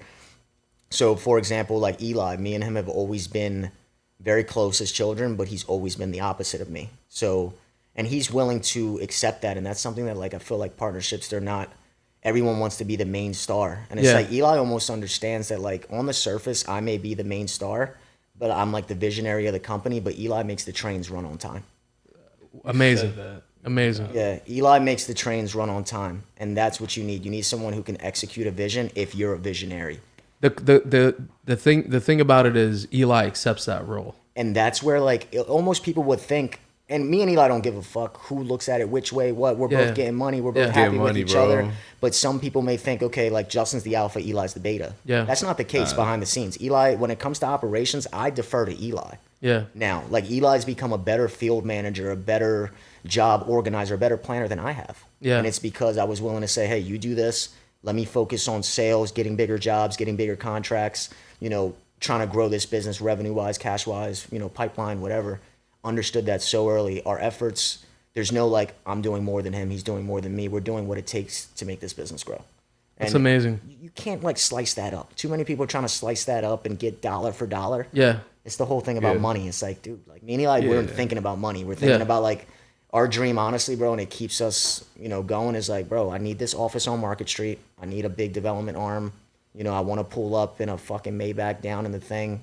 And that's where we're very like organized in that way. The money is just like, yeah, it's gonna come. It's gonna come. Yeah, but you have the right person for that thinking. Yeah. I mean, it's been crucial, man. I'm sure I feel like brotherhood at this Oh point. my goodness, me and him have been through everything together. Like, So he's an it's- analytical person. He is, and it's like I feel like in the business almost unlocked that in him. Like he was almost a little bit sheepish, a little bit like maybe nervous about being the man. Now he has stepped right into his role, Good for him. and it's you know, it's, oh my goodness, it's a blessing. That's what I will say. 'Cause Amazing, Yeah. bro. when you can trust somebody in your business, that's key. You know, I talk about the client partnerships and Yeah. stuff like. Money, like I keep waving it aside, and it's like Talk about that for our audience. Yeah, I mean, I keep waving the money aside, and it's like, it's just something that is the result of other things. Like you can't look at money as one of the byproduct. ingredients to your success. It is one of the byproducts of your success. Like you need other things. So true, man. So you need partnership. You guys have an excellent partnership. You know what I'm saying? You guys work like cogs in a machine, and it's important to think about that way. I have a lot of subcontractors who, when I hear them, you know, I finished yesterday, I'm coming to get my check, you know, before I even check the work. We have subcontractor agreements now. I could go into that too, but like, and then there's the subs that are like, yo, I finished, go check it. Let me know what you think about the work, you know, and they don't even mention money. They actually get paid quicker than the guys that are coming rushing for money. Cause then when I go check the work, it's only 80% done. The guys that are rushing are normally the problem. Yeah, and it's like it's the guys that are rushing for the money on Friday, and Yeah, I they're get it normally the because, bro, I problem. get it. Like I was a contractor with no money too. I get it. Yeah. Because but you see like- both sides of it. Yeah, so like I understand, man, but like at the same time, it is something where I tell you, if you focus on the work, like if you show up there, deposits in your hand, and you do good work, and bang you it have out. give me or Eli or any of our staff time to go check, because that's another thing. I used to pay people way too early. It got me in financial situations. They used to disappear. Now we're very tight on that partnership and the rules and the structure There's behind a that. scheduling. So you of- you sent them a sub agreement. Dude, I will tell you at whatever level you're at, nobody should be stepping on your sites without a subcontractor agreement. Yeah. They don't step on any of my sites without it. And Yeah. it's a liability thing, Yeah, but it's it's an also insurance like liability, for sure. it's a performance thing too. So Yeah. in our subcontractor agreements, it says when you're going to get paid, you know exactly what I need done down to the freaking screw. And Eli makes all this stuff. It's called RFPs. It's like a request for proposal. So, you know, we get a lot of bids in, you know, on all the trades. If they can meet our standard of work and what we want done, you know, they get paid quickly. And it tells them, you know, you get this done, you get paid right away. I cut checks for, you know, my general contracting company every Friday. About $250,000 goes out the door. Wow. Yeah, every Friday. Wow. And there's a lot of subs on that list. Everyone wants to get paid. But a lot of those guys who get paid the most are actually guys that don't even ask me for the money. It's like, hey, your check's here. I can check the work. Solid. Because there's a comfort on both sides there. Yeah. And I think that's the part of what you know, when you have a successful contracting company, when you have those subs that you're comfortable with, they know they're gonna get paid, and you know you're gonna like they they know it at that point. Yeah. And I think, you know, we're building new relationships every year because we're growing at such a fast rate. That's something that you know, I realized early on. You want to take a lot of people with you. You know, not everyone is meant for that ride. Not everyone's meant to go. Question about relationships, right? Like with your social media presence, do you see contracts like, yo, I want to work for you? Do you, all the Do you time. find more quality relationships? Yeah, I would say every day. There's always wow. people that are reaching out. And I think general contracting and just construction, like I said earlier, is like an industry where pay is extremely slow, especially on like big jobs. Like they need to clear so many hurdles, like bank draws, you know, so many approvals, so many people need to sign off on payments that, you know, it can create little cash flow crunches for a lot of people. Yeah. But like you said, if the trust is there, they know they're going to get paid, then that's all that really matters. That's true. You know what I'm saying? Like It all comes back to that trust part. Yeah. And I think like that's one of those variables you need on the left side of the equal sign to get to the money. Yeah. I need to be able to trust you. I love Yeah. your analogy about that. The components on the left side of the equal sign equals money. Yeah, like look That's at it so as a big. simple equation. Like Yeah. we could have many variables on this left side depending on your industry. You know, for me, and I'm gonna make it simple. I started to make money when I communicated and I finished. So there was two variables there. Bang. As a contractor, communicate, finish the job, get your permits closed out, get your CO, equals money. Yeah. That's when I started to make money. Right Wow. there. When I was like year 3 or 4, you're finishing these big jobs, and dude, I mean, did I take losses on these jobs? Hell yeah. You know what I'm saying? Like, I mean, like I How'd said, you come back from these losses? A lot of Dude. people get tapped out, bro. It's like, Yeah. that's too much money I lost. I look at Lapstone as like my first child. I just wasn't willing to ever. There you go. I I like wasn't, that. and it still is to this day. Everything I think about in regards to my future, almost maybe to my like deficit, is Lapstone comes first. So every time I build a deal with somebody, Lapstone has to do the construction because I want to keep revenue going in my first business. And like I said, it may be almost to a deficit. Like I may be able to make more money as a true developer or something like that, but I just don't see it yet. Yeah. I'm like Lapstone saved me, you know, from having to just deal with like I guess normal, you know, day to day Yeah. stuff in life. And I almost treat it as that's why I get up every day. You have a almost personal like I owe bond it. to that like day I, one. This like you know like non-livable thing, you know, but it's livable in my head. It's like I owe this business something, so I get up every damn day. And I do something towards it. Respect. What's the business mix look like for you right now? Like in terms of like new development versus rehab? Like what are you looking like right now? So now, I would say we do probably still a lot of like existing add value construction. So to existing houses, probably like 50%. Really? And then I would say like new construction is probably the other 50%. So it's probably split even. My personal investments on like now we have a whole different business called Lapstone Capital where my investments flow through and all my partners' investments flow through. That is probably like 30% of our workload. I want that to be like 100%. You know? So you want to be out of the rehabbing business? Oh my gosh, for sure. Yeah. And you know, I respect everyone who makes a living in that industry. Yeah. But I tell people a lot, like name one GC, you know, who has the resources that I have that hangs their hat on working with flippers. It's impossible. Yeah. And the reason why is because I can't grow. Like we said, I grow my costs grow. Yeah. So like I'm expensive. You know Yeah. what I'm saying? For like a rehabber. Yeah. And in that industry, it's always a race to the bottom. They're always going to hire the guy in the white van who can do it cheaper. And they end up paying more depending on the level of the rehab, right? If it's a paint on a pig, yeah, that guy in the white van can probably do it. But there's guys in white vans out here that have no business doing what they're doing Yeah. on sites. Yeah. And then they call me and they pay twice. Yeah. You know, but That's a good point. yeah, that's just something. And like, again, I'm team contractor, so I respect the guy in the white van. He's trying to do something. He just doesn't know that he is in a sector of this business where growth is impossible for him. Like, and that's how I feel about the rehab part of it. Because it's a race to the bottom. It's a race to the bottom. Like, it doesn't matter how good of a job I do for an investor. If they find someone cheaper eventually, go with the they other will guy. go with him. And Yeah. I almost like I'm never mad at them for it. You know, I used to get upset. I used to because this shit is personal to me. Yeah. Like this whole concept of like business isn't personal. Like That's you must have bullshit. never ran a business before. Yeah, that's because bullshit. I have bled over this. I've cried over this. Like I have, you know, sat in my truck crying in my hands over this. Like I'm not lying. Like this Yeah. stuff it will break you. And that's how important it is to me. So when people are like, it's just business, I'm like, no, it's not. Yeah. It's not. This is my life, man. Yeah. Yeah. Respect, bro. A lot of people, you know, even like my mom, she works like she's a partner in a large business now. Sometimes she tells me like, you know, you may be too emotional. I'm like, it's maybe the young guy in me. Like I'm working on that part, but yeah, like I take this incredibly seriously. It's all I think about. I love how you view your own self. Like you kind of give a bird's eye view and give yourself humility. Yeah, I mean, I think it's crucial. Comes from her Yeah. too. Like, I think you know a lot of people will look at me now because I am the contractor that made it out of the white van phase. Like I am the guy who made it out of like It's an uncommon thing, dude. yeah, especially with dealing with flippers. I'm telling you, man, I'm the only one. Like you Yeah. cannot point to another company that only works for investors and is successful. So like I'm one of 1,000. Because do you think it's because of the flip model, or do you think it's because they're not developing? I think it is the flip model. So I think the reason why I make a little off a lot is because I'm organized in the rehab. So I'm still able to make money even at my size. But the margins are getting tighter because I'm getting more expensive. Yeah. You know, and we could go into the macroeconomics about, you know, all this stuff about a real estate deal, right? You know, Yeah. you have the acquisition, the contractor, and then the sale.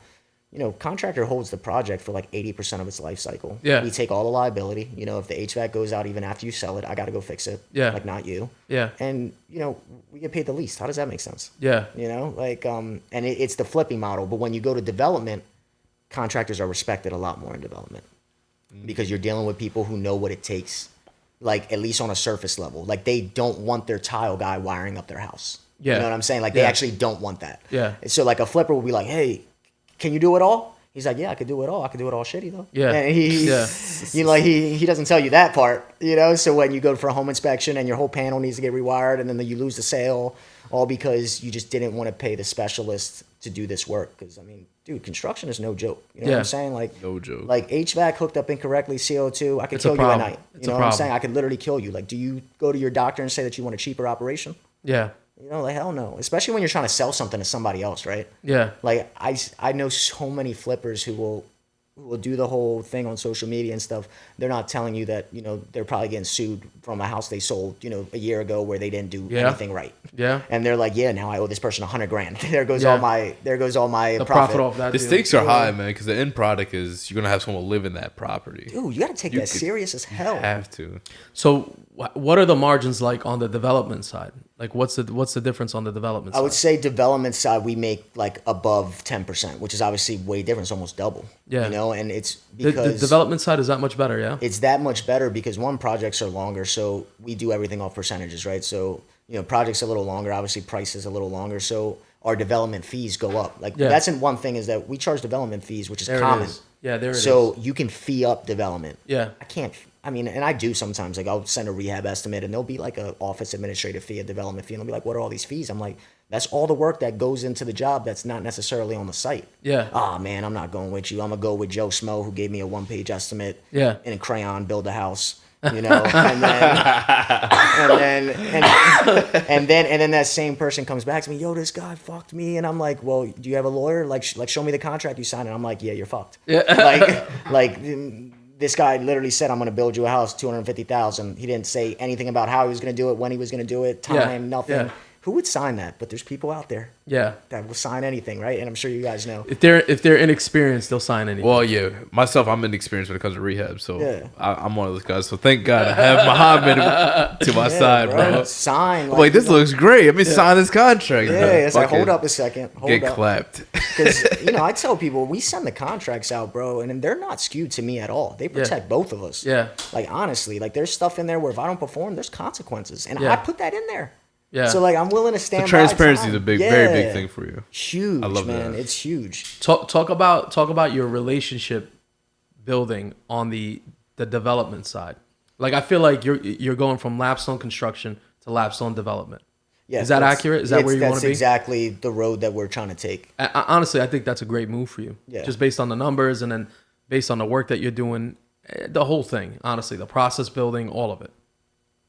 Take me through how do you get there, and what does that look like, and what do those partnership agreements that you do that work for you, what do those look like, and the ones that don't, what do those look like?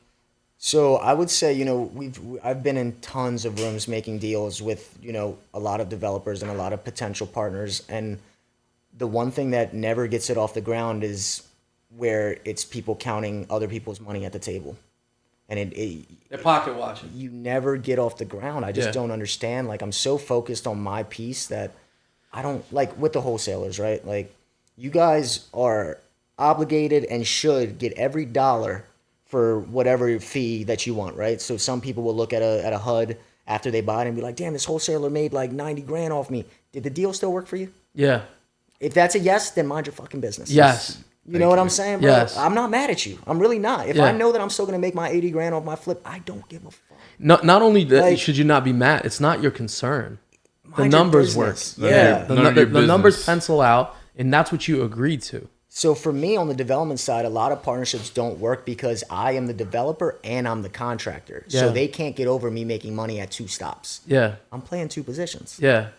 But you're doing two jobs. Yeah, so why? Why? They're like, often it's like, okay, so you're going to make the construction money and the development money. You need to do your construction for cheaper.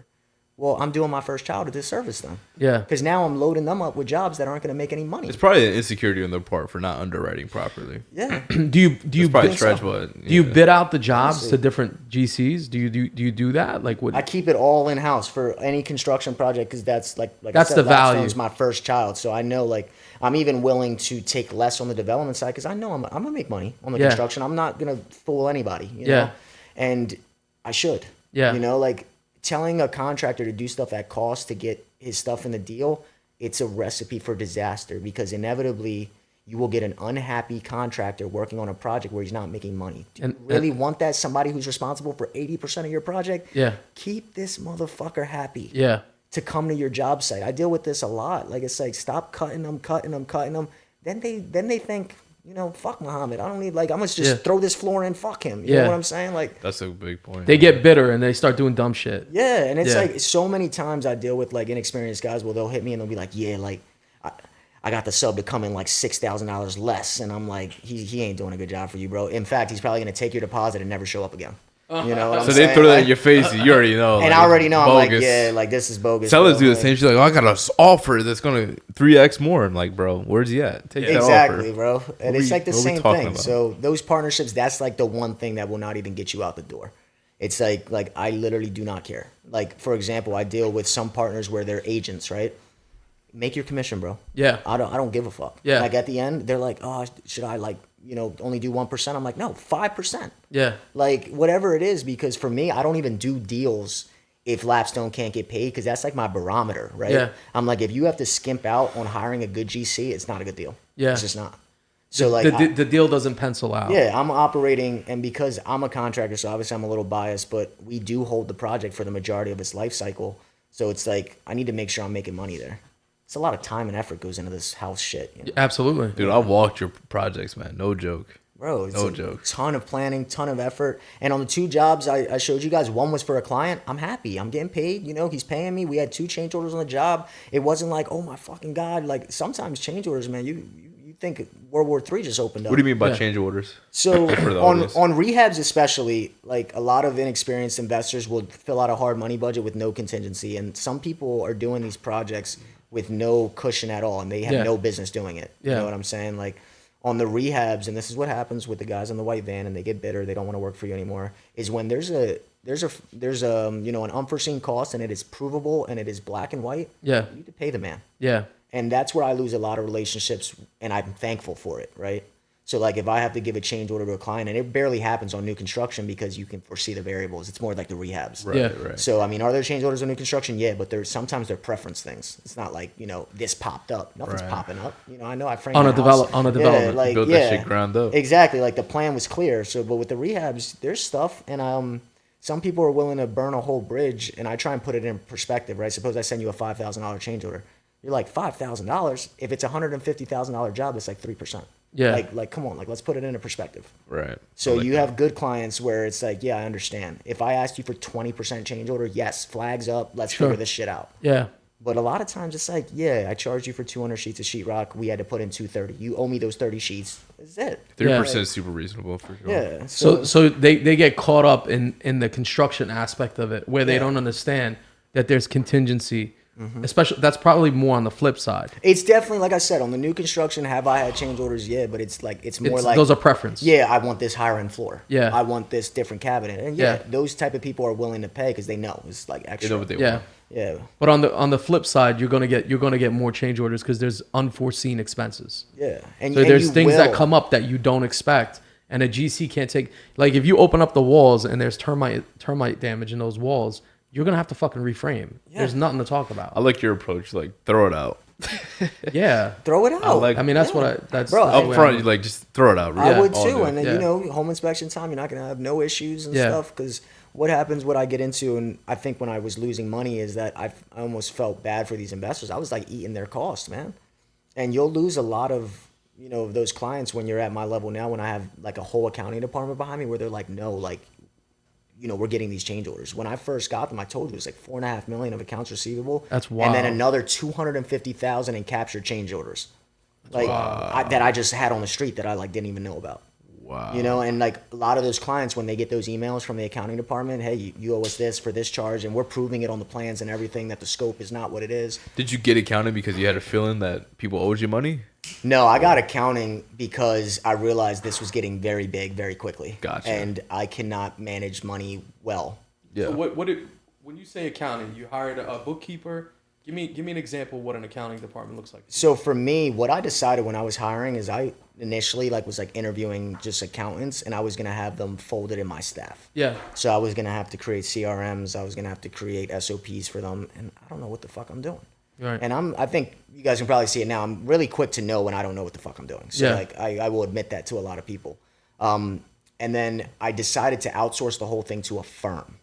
Right, so I don't pay health insurance for this firm. You know, I don't pay any of those costs that you have from hiring an employee. Right. You know, none of the FICA tax and all that stuff. Yeah, So I 'cause it's a realized I service. was like, yeah, I can control my costs. It's like hiring a sub. Yeah. So the firm that I hired, Ross Financial Consulting, they basically dedicated 3 people to my company. Like they still come in almost every day, like they're regular employees, and they know way more than I do. Yeah. Like day one, I didn't have to teach nothing. They were teaching me. Yeah. And you know, as a what you're business looking owner, it's for, like I and just me, like I'm always kind of a student, and I think that's where like the humility comes from. Like, Yeah. I'm not out here, you know, I'm a pretty good GC. I'm not here offering no courses or nothing like that. Yeah, you know yeah, what I'm yeah. saying? I still got a lot to learn. Yeah. So I look at it like that, and I feel like I will always be a student. So you'll never catch me fucking. And I think that's some foo-foo shit anyway, selling courses and all that. Right, shit. right, right.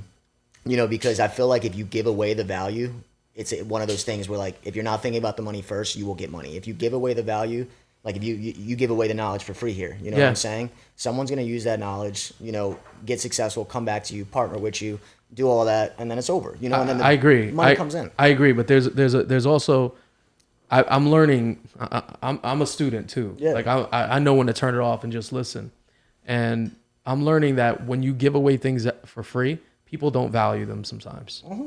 And the more like you can be giving away the best quality information, and just because it's accessible and free, they don't understand what the value of that is. Whereas if you put a paywall in between you and it, that paywall doesn't have to be huge. It doesn't. They all of a sudden they know like, okay, there's a cost to this. There's not just a time cost. There's a financial cost to it. One of our friends has courses that he sells. They're like $700, dude. Like $800. That's cheap, whatever, you know. whatever it is. That's fine. Like that's probably covering his Yeah, but expense. on holding he dinner or does something really interesting though. And we just talked about this. He sells the course, and then if you do a deal within like the first 3 months, First 3 months, yeah. he'll give you the money back. Yeah. So it's like Those are people, but like they're interested in creating a partnership, not just like selling a product and getting that person out the door. Absolutely. You know what I'm saying? As long as you Absolutely. can come with It that. could get real long term. nasty on the other side where like, how do I monetize this person? Yeah, There's and a that's lot what of I'm that. saying. Yeah, and there's a lot of that stuff where, like, for example, in It gets my wild. industry, it's like I'll see some people, you know, maybe trying to sell a course on how to be a developer, and I'm like, yo, like, there's more money for you if you just focus on development. yeah, Like, stuff might not be so rosy over there if you got to go sell me $10,000 courses. yeah. Like, and that's just where I'm thinking. Like, I'm like, So yeah. there's courses out there, huh, for that. Yeah, so I'm like, yeah, like some of the courses, like, you know, ones that were lower entry price, and you could tell he's not looking to make money first. It's the whole thing, right? It always goes back to that whole money thing. You know, humans are really good at understanding people's intentions. Yeah. Like, we're like really good at that. Yeah, and I feel like a lot of, So, like you said, a lot of you can people see through maybe that shit. naturally don't even give themselves enough credit, but we all look at shit even on the internet where it's like, that's bullshit. Yeah. You know? And you just keep scrolling or Yep, whatever. yeah. But I think that's what I see a lot of is like the whole like $10,000 course or the $1,500 dinner. And I'm like, dude, like this is a money grab and a half. It's like, I can 100% a see money right grab. through this. Dude, we just got out of a pod right before this where people were spending $100,000. On Going masterminds into and all debt, that. bro. It's all And, bullshit. You know, like I Yeah. can. Some people say the masterminds that maybe you don't learn anything there, but you get around like-minded people, and I can kind of like get down with that. Yeah.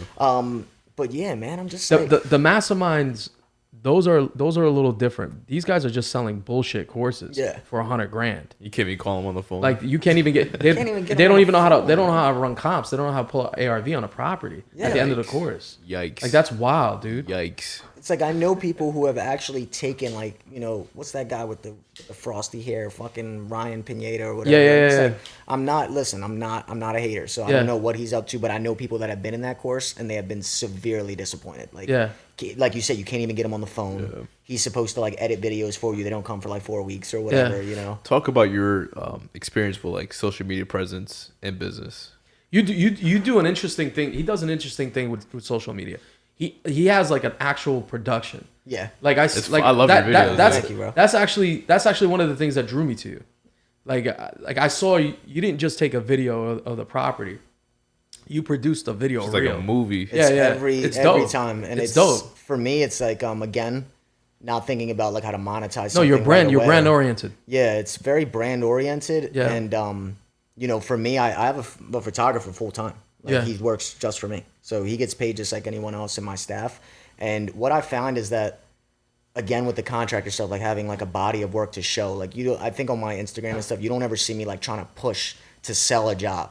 For me, it's like I have a body of work that I can show a client. Like, Yeah. when they're like, "Hey, what do you do?" I'm like, "Just go check the Instagram." Like I don't even do a whole spiel no more. I'm like that. just go check the website, the Instagram, because it's sharp, and Yeah. I know it is. Yeah. You know, It does the selling because I for you. spend thousands of dollars on it. You Yeah. know, monthly, so I know it is, and it's worth every penny. Yeah. Because how often, you know, again, in the industry of smoke and mirrors and all that, you know, like I told you, I think the first time I was like, yeah, bro, like I do this, but like, come look. Yeah. You know, like I was like I let the work do the talking. A lot of the way that I close projects with investors is same way the way I did it with you guys. It's like I could talk to you till I'm blue in the face. There could be 100 other white van contractors who do the same thing. They're slick. But do they have like, are they going to pull up to a site and let you inside? Yeah. The A lot of evidence, people, a lot of people. So the social media and all that stuff is just to create a body of work as evidence for me. I think it's a little different than a lot of people look at it. Do they take pride in their process and their rough? Yeah. So their process supersedes their rough. Are they taking pride in their process, and are they taking pride in the rough work? Like that's a key. That's the part. That's the money part. You know what I'm saying? Bro, I walked the project with you. You're like, look at the staggered seams on the fucking floor, you know, in the subfloor. All intentional, bro. Yeah, I mean, those are things that people normally don't take pride in. They don't give a shit about no staggered seams on no subfloor, And man. it's like, until you know that, like, for example, that building we were in, it's like a $550,000 project. Yeah. In its current state where you saw it, already $200,000 of that budget was gone, and we don't even have the finishes in because that's how expensive and important just the work that you saw, foundation, framing, mechanicals, the roof, that shit is the most expensive. We'll be at the roughing stage ready for sheetrock, and 70% of the budget will be gone. Yeah. Because that's the money work 70% of the budget is gone before you even sheetrock. And Wow. it's because a lot of the floors and stuff, you guys, you know, a lot of people may think, you know, you see it as expensive. It's not the most expensive part of the job. It's what's behind the walls. Yeah. So a lot of people may overlook that, you know, and I see the nightmares happen even at the flipper level, Right. Yeah. where they don't treat that with the respect it deserves. So you're talk about like your process of dealing in Philly, like the permitting, like how does that work for you? So that's something, again, I feel like is very underappreciated. Yeah. And when I give a price to somebody, they don't necessarily, now I quote it on there, like the actual work it takes to get to the permits. Like to deal with permitting the and city. planning. Yeah, like, and a lot of people are like, yeah, it's, you know, $2,500, $5,000. I'm like, yeah, because I spent about 120 hours just trying to get your permit. Like, Yeah. honestly, that's Yeah. how big of a deal it is in Philly. Yeah. Whether it be my staff or myself personally. And again, half the battle to being a great contractor is just being organized. So I think Philly, we're all close to Philly. We all know the stigma around that is that, you know, you don't have your paperwork right in Philly. It's like the kiss of death on your project. Wow.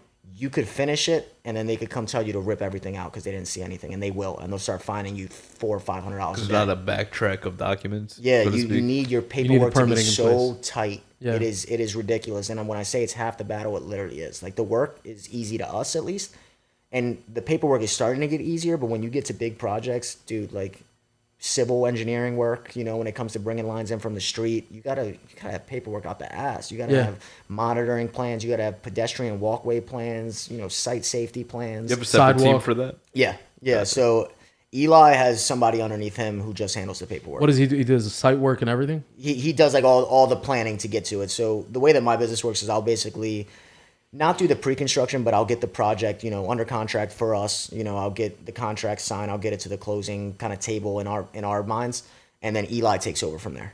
And then there's been projects, bro, that we've completed I've never been to. Wow, that's crazy. Yeah, it's like, it's awesome, honestly. Like, Yeah. like the ones we're doing in North Jersey, I think I've been like one time. I was just like, I don't have time to go out there. And two, we also have a lot of projects. So sometimes I have to tell like clients, because, you know, our photographer, Brennan, does a lot of the social media, but whenever I go, sometimes I'll capture a video. I got to tell him, I'm like, yo, just because your project isn't on my Instagram does not mean it's not being worked on. It's just like I didn't get there. Yeah. You know, and if you expect me to get to all 21 of my projects, it would take me 2 weeks. You know what I'm saying? To just get to it. So it really depends, honestly. But when it comes back to the permit part of it, it's a beast. I'll tell people that's part of my motivation to come into Jersey is I know it's a beast as well, but not nearly as bad as Philly. Like I think that there are certain towns in Jersey where it's a problem. they're problematic. Yeah. But I think you're right. I think Philly's a different place because of the amount of workload that they have. It's they insane. jam you. If something's not right, it'll set you back. You know. And they're very clear about that part of it. Is like if you submit something and it needs revisions and you get those revisions in quickly, you're at the back of the review line. Yeah. So you know that review period is 20 business days when you first submit something without having it expedited. If you make a mistake, 20 more business days. Yeah. You know, it's not like even if it was like forgot to specify just the HVAC conditioner. You think, oh, quick, let me send it in real quick. Yeah. Get it. No, it doesn't happen. So there's no adjustments. There's no add-ons to the permit. No, you got to get this right first try. Really. And if you don't, you got to pay the price. You built a successful ground up construction and flip model in Philly. That says a lot, bro. Dude, that it's location. a monster. And that's what I'm saying. It's kind of like I'm realizing now it's like as we grow and become a business, it's a shame. It's like with almost like with a heavy heart, like there's no future for a successful GC and being a rehab flipper contractor. Yeah, you're just chasing dollars. Yeah, and I'm realizing it, the last year, so that's why we started to pivot because, it's kind of a question, do you want your baby to grow or not? Yeah. And if you're not growing, you're probably dying, so. Interesting. Where do you think the area like really, really works for new development in Philly? Like what model of new development really, really is the game? Like I see guys doing multi-unit development. I see the guys doing like, when I say multi-unit, I'm talking like, like 15, 20 units. And I see people doing like 3-4 units, Like boutique. I would say honestly, the way that I see it, and I preface this is just my opinion, obviously. I don't think it's right or wrong, but for me, what works is low income housing. And I will say like that Section 8? Section 8 housing, or just like low to medium income housing, because Philadelphia, when you look at the city on a macroeconomic perspective, like 1 in 4 people are below the poverty line. Yeah. And for us, I don't really look at stuff for sale anymore. And I feel like that's when you grow as an investor, you're trying to sell and flip and stuff. And a lot of the times when you sell something, it's a capital event. You got to pay Uncle Sam out the ass. Yeah. Short-term capital gains. So I look at everything as I want to keep it, right? And I think when you finish a project and you have the intention of keeping it, there's less anxiety around the end. When you put a house up for sale after you flip it. Yeah, you still got to. Yeah, and you're like, and you're like, fingers crossed, like we're gonna sell it. And in Jersey, the shit's be flying off the shelf. Yeah. In Philly, if it's not done right, it will sit forever. Yeah. And for me, eliminating that anxiety by knowing I'm just gonna have an appraiser in when I'm done. He's gonna refinance me out, and I'm just gonna move on to the next one. That's something that helps limit anxiety. In general. Stick a tenant in there. Yeah, just stick a tenant in there. There's no out sale. And concern. why not cater to the biggest pool of renters? So knowing your market. Yeah, the most stable pool of renters. Yeah, and Philadelphia is, rents are somewhat stable. They can be a little high, but home prices are incredibly high. Philadelphia is like not affordable. Yeah, especially right now. Like I'm talking in like the last 6 to 8 months, right? There's been a wide gap between like what sellers think is affordable and what buyers, their access to capital or whatever they can actually afford. There's a huge misunderstanding right now. Yeah. So like agents, I see a lot of agents pricing things what I think to be incredibly high. Like one of my friends, and this is probably will tell you in a nutshell, bought a house during COVID for $550. He's selling it for $575. Yeah. Like the market has softened like crazy in Philadelphia. Yeah. During COVID bought that. Yeah, and it's like it's not flying off the shelf either. So when you think about, no, he didn't make $25,000 because he had to pay the mortgage, he had to do all this, whatever. Obviously that's equity kind of recaptured, but there's a lot of expenses that are involved there. Sure. He's probably net even, after maintenance or whatever it may be. So for me, the model that works is partnering with the government. Like when I get my rents the first of the month, it doesn't say my tenant, it says U.S. government, like in my account. Amazing. And they're never late. Yeah. I will say you deal with a lot of bullshit, but once you learn how to navigate that. Recession proof. What kind of bullshit are you seeing in Philly? So I mean, as far as that goes, like when you deal with Section 8, there's just minor things that you can do to set yourself up for success. Because like if there's something that's broken in the apartment, or if there's something that doesn't function, and the tenant reports that, they won't pay you until you fix that. So you got to make your units almost like what I call like hurricane proof. Yeah. So no towel holders, no toilet paper holders, no shit that could like get knocked off and they can complain about. Everything is very durable. And I think my model is that instead of fixing up like bandos and renting them out to people, I am building new construction and renting them out to people. So I'm getting a high appraisal value and I'm creating value from the dirt. Like my equity spread is huge. You're creating the appraisal value. Yes, exactly. So Yeah. my spread becomes so big, and then I can just stick Section 8 tenants in there. And in Philly right now, it is they're offering above market rents. So something There's a renting, strong demand for that. strong demand because there's just not enough housing for the Section 8. Your category. Yeah, category. Tranche. I think Philadelphia in general like has a lot of oversupply when it comes to like B plus and A assets. So when you come to like where I live in Fishtown or Northern Liberties, you'll see 50 units, 100 units, 200 units. Just sitting. I mean, right now I'm reading that like they're doing okay. You know what I'm saying? But there's not 10,000 people coming to live in Fishtown tomorrow. You know what I'm saying? And that's Yeah. kind of the supply that they're creating. So I notice a lot of these bigger buildings, in order to refi at any level, you need to be at a certain percentage of capacity. Yeah. So they're not at that capacity yet. So they're still paying their construction loans, crazy interest only, and they have tenants in there. They're cash flowing, but not really. Yeah. If that makes sense. Yeah. Like the race is to long-term financing, right? Yeah. Like you want to get in and out of that window of doom construction loans Yeah. as quickly as possible. Yeah. Not without, rushing in there and doing whatever. But Yeah. I think it's a great model, and I think it works almost anywhere. How do you exit with an ARV, and how are you so comfortable and confident of that ARV on the exit? I mean, it all comes down to running your comps and knowing what you have. I understand that, but you're basically creating. How do you know you're going to get that comp on the exit? So, I mean, appraisals are appraisals, right? Like they could change whatever. But Yeah. when you go get a loan for the stuff that I do, Yeah. there's obviously a pre-construction appraisal. And I've found that in my experience, because I do boutique buildings, right? Because they only take me 12 months, that's by choice. Like I could go do 20, but if on a 20 unit, 30 unit, 40 unit, it could take 2 years to build, the whole economic climate could change. I get you. So for me, it's by choice. I'd rather have boutique buildings because I know You what can I pump them project, out quicker. what I projected in the beginning. It's going to be really hard for the market to go on its lopside in 6 months or 7 months. Yep. I know that if this building, for example, like the triplex I showed you guys, I got a pre-construction appraisal for $820,000. It's going to be $820,000. Yeah. So what am I? I'm just gonna. All I got to do is walk the steps and just do the work. And they're doing that at a hard money level. Yeah, hard money level. I'm getting access to cheaper capital too. Through Yeah. more traditional financing, like real banks. Yeah. which is just more cash in my pocket. Yeah. And I think in the beginning, I'm doing all those crazy like loan shark loans, and kind of willing to just risk it. Like a lot of people are not maybe willing, and it comes back to that whole upside. I Yeah. saw the upside. I wasn't. The downside, I look at like some of my partners are like, you look at money like it's like play money, and I'm like, because it is to me. It 100%. I'm is. like, it is. Like, I'm not like, yeah, it pays our bills and all this shit, but like, it's a game. Yeah. And when you can think that it's a game, like, and you can have fun Yeah. playing that game, Yeah. it gets a little better. Well, it's fun to play the game when you're good at it. True. When you're shitty at it, it's not fucking. It's not fun, so Yeah. get good. Yeah. Right? Get Like, get good. That's right. yeah, Get good quick. It'll take you years, though. Sometimes, you know what I'm saying. I definitely understood that. Yeah. I used to be I still am a student, so I'm like looking at other construction companies. I'm knocking on their doors. I'm talking to their CEOs. Like I've created a lot of good partnerships through that, willing to be like that humble kid who realized, hey, I don't know much, but like if you can just kind of help me out here, I'll try and provide you some type of value down the road. Yeah. And I've been able to pay a lot of those favors back because now a lot of other construction companies, even though they may do bigger projects than me, they all look at like this kid is doing so much volume, we don't even know how he manages it all. So Yeah. like, can you teach us how to like manage it? Yeah. And then I'm just like, now I'm going in and I'm like, yeah, like you just got to be obviously incredibly organized and more of a tactician than a hustler. Yeah. So those, you see the sweet spot as 3 unit, 4 unit single Yeah, projects. like I would love to get, and then also we talk about like diversification and all that stuff. Like, you have 100 units in one place. Rather have 100 units spread out throughout the city. Like that's the way I see it. It's a way to help minimize risk too. Yeah. Not all your eggs maybe in one big basket.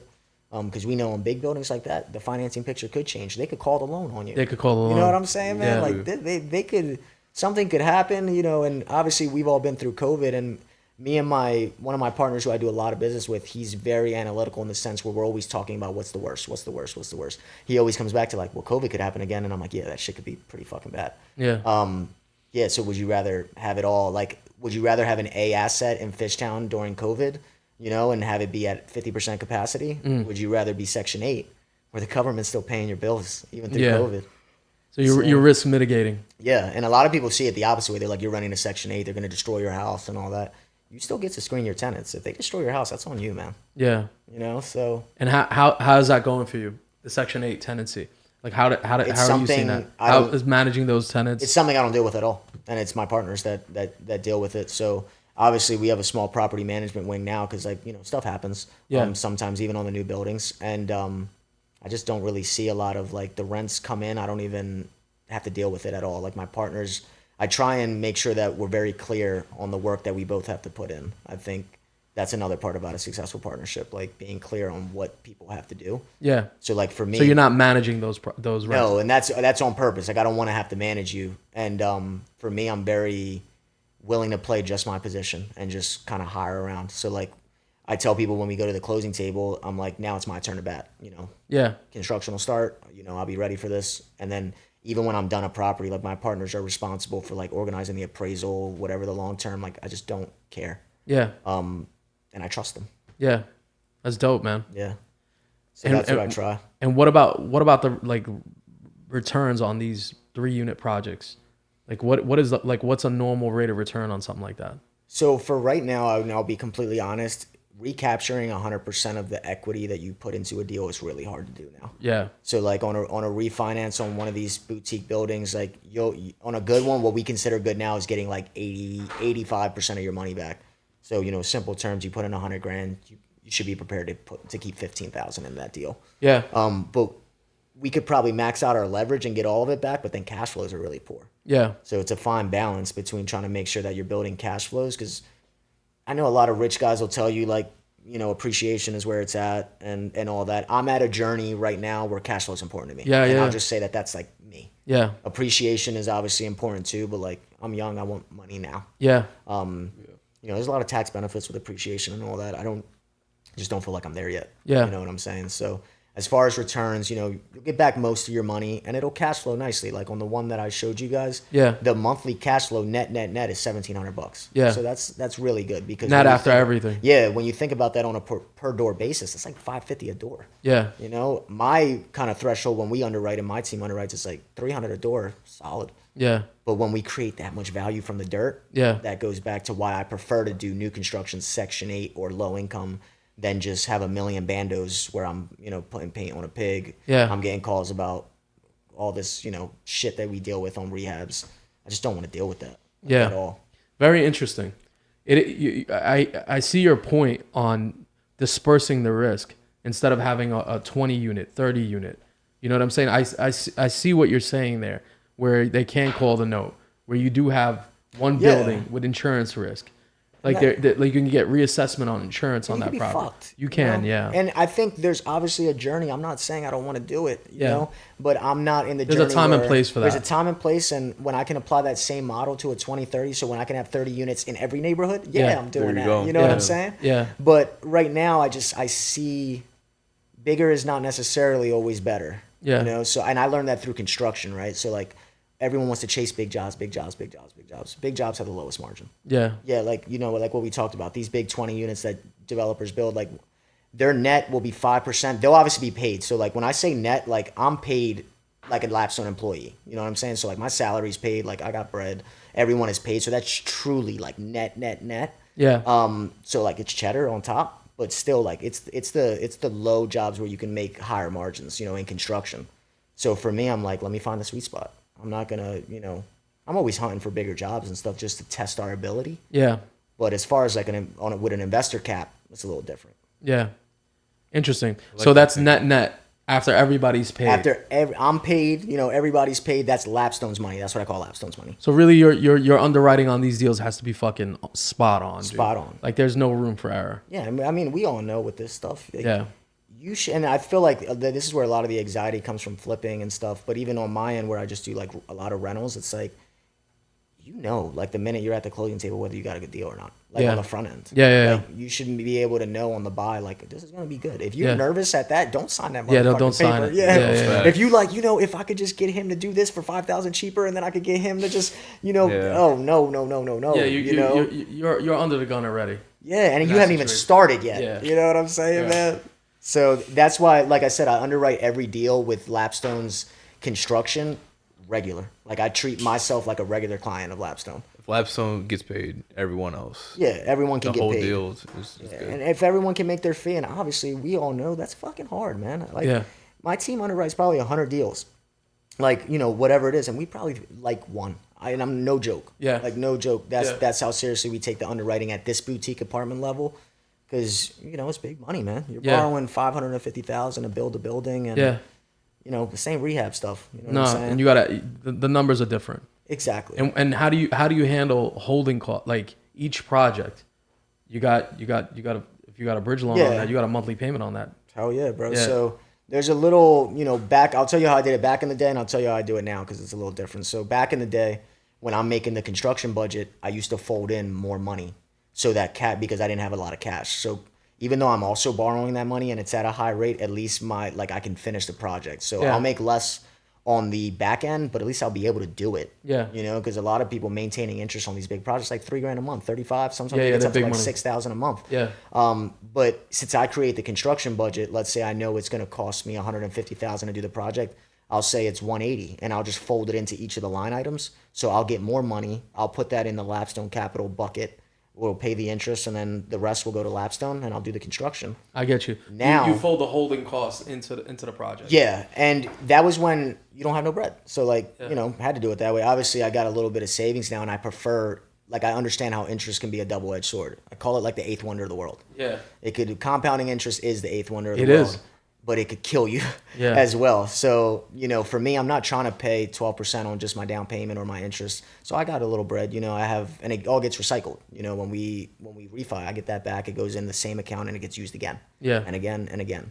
So back then, folded it in. Now I kind of have it to the side. So you pay it monthly. Yeah, and I split it with the partner. And I think that's one thing that is a benefit to kind of working with Lapstone too, is you get a lot of contractors that want to partner with people, and they have no money. They got no money. And it's like, I get it and then they even say I'll do the construction for cheaper. Again, you're just starting on the wrong foot, Yeah.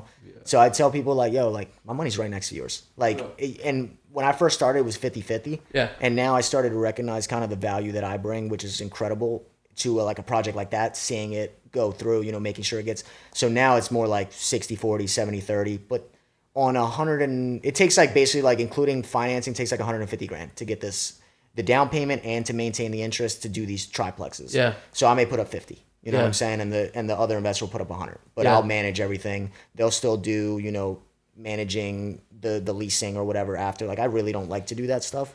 And it's something I recognize, one, I don't have time for it, and two, I'm probably not great at it. So your investor on these projects, they're handling the property management? Well, right now I have a system with Monday where, I still will, there's a phone number that they can call and it goes in the queue and I'll just make sure that it gets done. But they are handling pretty much almost everything but the construction. I got you. So I have the connections now where I can bring an investor in and they don't have to go find the loan. I'll have the financing in order just because I've done so many. Yeah. But I will depend on them to just maybe even answer the emails. You know what I'm saying? If something comes in from the bank, I expect you to go get our insurance policy title, all that stuff. And I'm at the point now where I have it already for you. Just make the phone call. You know? And it helps me kind of gauge, my partners. What skin in the game they're going to have. Exactly. Long term. And there's people that I partner with who, don't want to do that, but then they put up the whole 150. Yeah. And then I do it. Yeah. And then, or my staff does it. I still don't, I'm not wearing all the hats anymore. Yeah. But that's how I kind of split it up, at least with the partnerships. Do a fair partnership there. Yeah. Because it goes back to the whole 50-50 dollar for dollar thing. People need to understand value sometimes cannot always be tied to the dollar. Yeah. And I think, value in managing construction, the nightmares that we've seen probably in our careers and all that, it's invaluable. Yes. So, I'm going to tell people, I'll put the money up just to make you comfortable that I have physical skin in the game that you can understand. Yeah. But my value on this project is probably $100,000. Time of execution. Yeah. That's a big one. It's just crucial, man. Yeah. It's fucking crucial. And you know how to push it through. Mm-hmm. You're prioritizing the project because you have skin in the game. And that's also another thing. I'll be 100% honest. I do a lot of third-party GC work. I would be lying to you if I didn't say, like, if I'm looking at the schedule and like my project needs to get done. Like, Yeah, you're gonna push yours. yeah, and that's another benefit, that like my investor gets. I'm like, yo, like our projects rise to the top. Like if I have to make a decision, right? Normally I don't because But we're you're so organized. That's what I was just about to say. I was like, because we're so organized, I'm never really in that position. Yeah. But sometimes maybe shit may happen. I'm like, yeah, well, they're not going there this week. They're going over there. Yeah. So my investors' projects, they're never, we never. Fingers crossed. I've actually never really had a problem. Talk about like networking for yourself. You're doing a lot of that. You're doing more of that. I'm doing more of that mainly because my capital, kind of new arm Lapstone Capital, I need investors. Yeah. And I think I want to partner with more people that understand this game a little better. Yeah. So that I can, take care of the project and get them their money back. Yeah. And also allow us to make cash flow for however long we want to own the building. In the development game that I'm in, maybe we'll own the building for 5 years and then sell it when it's appreciated, when we've added to the NOI. Yeah. Because that's a lot of the development stuff too. It's not, when you get past 4 units, it's just NOI. It's a calculation based on the value. Yeah. It's not like comps. Yeah. So you can really add value in certain ways to help increase that NOI and then capitalize on it on a sale. So your goal is to bring in the right investors. The right investors. And, I'm a big one where like a lot of people, and there goes the people talking about money again, when they're like, yeah, I just need like so much money and then we'll figure it out. Like I actually want to take this slow. I want to respect investors' money. Absolutely. And their time and just, show them first. So when I officially opened the branch, on December 4th, it's like, I'm not going to say like taking all projects, like let's fucking go. Yeah. I'm just going to say, no, we're actually being incredibly selective. Dope. And it's partnerships. Like I will not all money's good money. I learned that Absolutely. too. So, Absolutely. especially in business, right? Because the personality that comes with it. Yep. The problematic personalities that come with it. Dude, it's not. There's probably some clients that I'm sure you guys have dealt with. It's like they're not worth 100,000 dealing with this motherfucker. I mean, it's not like it's even JV relationships, wholesale relationships, like all kinds of relationships, dude. Sometimes it's too much maintenance dealing with somebody. Like, I'm just keeping it real. And you got to cut them loose. Yeah, because they're operating on the contingency or the thinking that there's unlimited time, and they may have unlimited time, but you do not, and they won't get that through their head. They're operating in a world where they don't have the responsibilities that you have. Yep. They don't understand that those responsibilities are serious responsibilities. That's big. Yeah, they want a partner that has super like a background and experience and all. They won't understand that also comes with the fact that they have responsibilities. Yes. So what do you want? And that's where good partnerships understand that, right? Yeah. You know what I'm saying? Yeah, There's so many bad ones, man. There's so many. I think there's bad ones because, like you said, they're not clear and forthright about what their intentions are. Yeah. And when you lay out your intentions clearly, there's no ambiguity.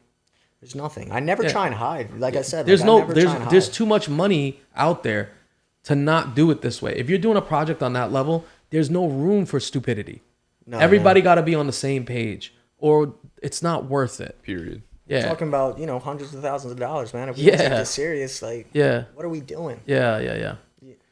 No one goes to school and does this stuff. This is very niche. Definitely. I would say it is. And I would say, they're just not teaching this in school, Yeah. And I'm not obviously, like, I think we all have probably the same opinion on school. It's just like I was never the best student, not because I couldn't be, just because I didn't want to be. Yeah. I saw something the other day. They tell people, the ones with the, all the C students are the ones who own all the businesses now. Yeah. And it's not because they're stupid. It's because they in school they were looking out the window, like dreaming about what they could do. And man, if I could tell you, me in school, man, we had a laptop all the time. Never paying attention. Yeah. I was a big academic in school. I was like, I'm gonna follow the path because he says the American dream, and then I saw the reality. It wasn't. Nah, man. So it's been a big pivot since then. School school works for me when I'm hiring, because what does school show you? It shows you that you can show up somewhere on time, you can do what they ask, and you can do it for an extended period of time. It benefits you. Facts. Yeah, that's what school shows you. I mean, obviously, if you want to be a doctor, you want to be a lawyer, like they're a specialist in that field, but I mean, that's what school, I feel like shows employers. Like, It's like, can you show up here every day at 8? Yeah. Can you leave every day at 4? Can you get this little bit of homework done?